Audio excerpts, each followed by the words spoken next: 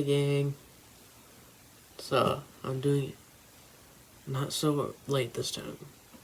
We're gonna go over the albums I listened to in May of 2024. Once again, it is 2 in the morning, so there will be no music and I will be kind of quiet. But whatever, so let's just get into this, I guess. Okay, I gotta pull it up. Okay, so the first thing on our list, or the thing that I listened to, was 6 Feet Under, Killing for Revenge. Okay. If you don't know, this is Chris Barnes' band after he left Cannibal Corpse. Cannibal Corpse is good. This, I haven't heard good things, and I expected this to be really bad. But I listened to it. It was a lot worse than I thought it was. Oh my god. I mean, the music, it's alright. It's a bit generic. I mean, there are some good riffs. And then the vocals come in. And, oh my god, what? Chris Barnes, what are you doing, man? And I heard that this is better. He did a better vocal performance on this than, and I heard the decom. Hold on.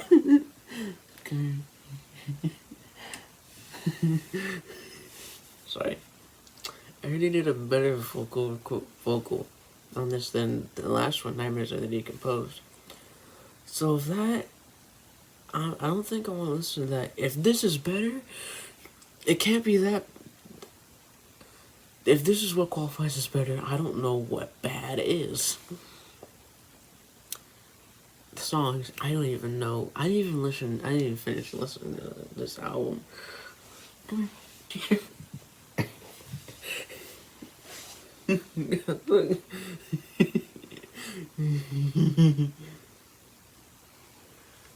Sit down.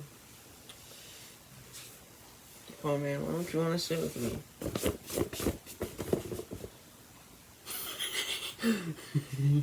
Look.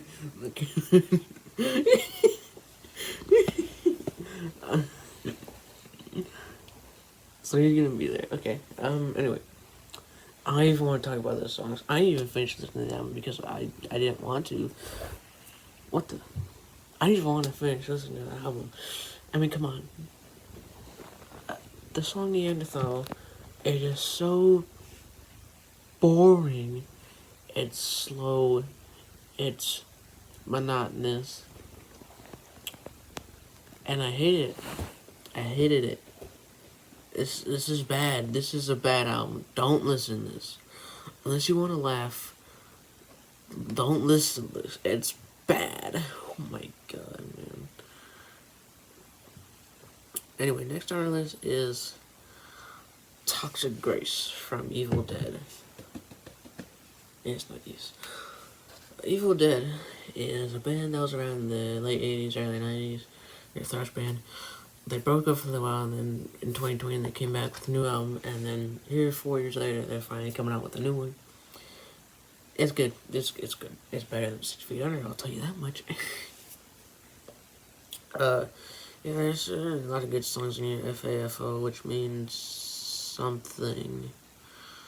Oh yeah. Bathe in Fire's awesome song. Raising Fresh Hills, real good.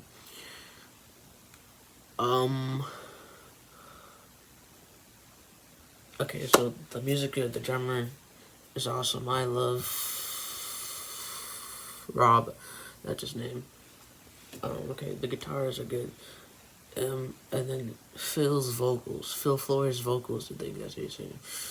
They're not that great, honestly. I mean, he's lacking the energy, man. I mean, you listen to the first drums, he has the energy. Sure, he's like, how old is he? He's 59, he can still have the energy in him, man. I don't see why he doesn't, but whatever. It's a good album. It's whatever. I don't know, I like it. Anyway. Next is Kerry King from Hell I Rise.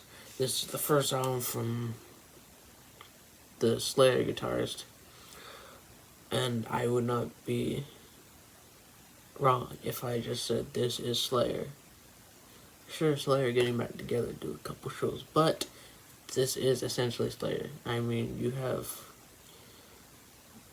Paul Bostaph, which he used to be in Slayer, and then you have Phil Demmel and Mark Osegueda, Kyle Sanders. Phil is on guitars, Mark's on vocals, and Kyle's on bass, and Paul's on drums. And of course, Kerry King is the guitarist. This is essentially Slayer. God-hating Slayer. But there are some pretty good songs in here. Diablo, no, that's an intro track. Idle Hands, Everything I Heard About You, Two Fists, Shrapnel, Residue. These are all good songs. But it is essentially Slayer. So, whatever. If you like Slayer, you'll like it. Okay. Next up is Nocturnus A.D. Unicursal. So this is my first interaction with the band. So technically there's two separate bands of Nocturnus. There's the original one, which I think is broken up now. That had 3 albums. One which is supposedly very incredible. I listened to it, called The Key in 1990, which is really weird sci-fi technical death metal. And then some legal stuff. Blah blah blah. Now we have Nocturnus A.D. This is Mike Browning's band after he left Morbid Angel, who does drums and vocals, which, I mean, the drums on here are all over the place. But the vocals are whatever, they're just kind of talking. I mean, it's nothing really special, man. But, yeah. It's alright. I mean, it's good. These are long songs, too. 8 minutes again.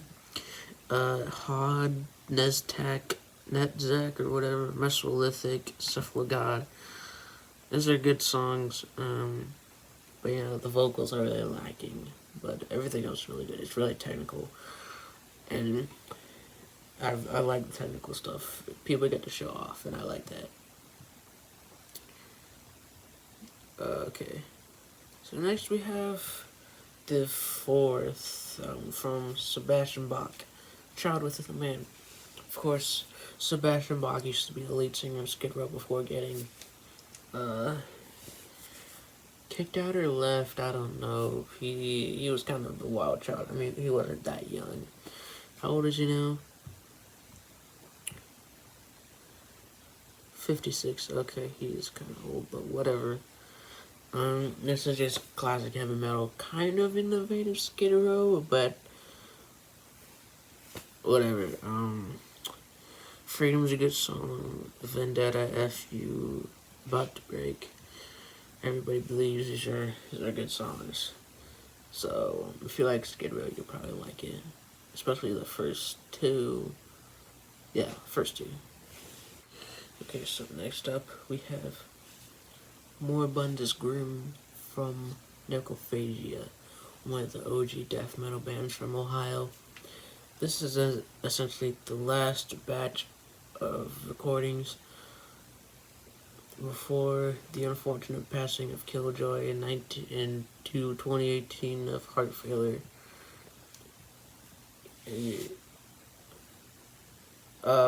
So I've never really listened to this band, and his vocals are cool, but like, man, again, this is the last thing they'll probably ever do, because, you know, he's dead and they can't do anything else. This isn't really an album. There's like one original song. I think there's some re-record stuff. There's live tracks. There's covers. There's whatever the heck the last 2 tracks are. But, you know, it's alright. It's a nice send-off to Killjoy, I think.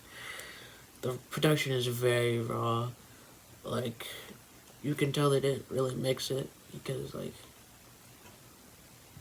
they just recorded it, and then, you know, they just call it good. But yeah, I think this is nice enough for Killjoy, and rest in peace, brother. You'll be missed. And finally, we have Pentagram Chile, Eternal Life of Madness. So this band has actually been around for a long time. They started in the 1980s. 80s. They only made demos because I don't think they could ever get signed. And then broke up. But then they came back. But then back then they were just called Pentagram. So then they had to change the name to Pentagram Chile because there's a way bigger band called Pentagram. This is really good stuff, man. It's just death thrash. It's really good, man. This is their second album, which I think these guys should do more, man. They probably are. The vocals are really good. The guitars are really good. The bass. No, I mean the drums. I mean the bass is good too, but you can't really notice. I mean the drums. Drums are good. Let's see. Alien Bunche. I don't know what that means. Devourer's Life. Seeds of the Deed. Deus Est Machina. I said that right. Eternal Life of Madness, Icons of Decay, The Portal. This is good stuff. Just really old school classic death thrash from Chile. And that's kind of it, man. So this is probably the last video I'm gonna make before my inevitable Metallica ranking. That won't be hard, man. I already have it all picked out. And I'll tell you, I'll give you a hint. Saint Anger's at the bottom, but that does not mean I hate it. I love Saint Anger, man. It's so good. And if you think Saint Anger is bad.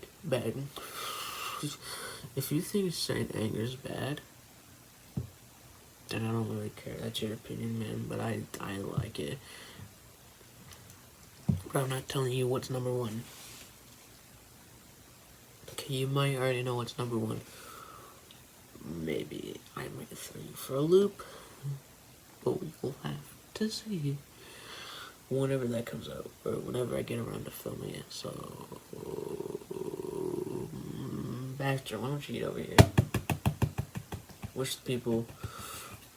God, hold on. Right, Baxter. Whoa. We're gonna say bye to the people. Bye.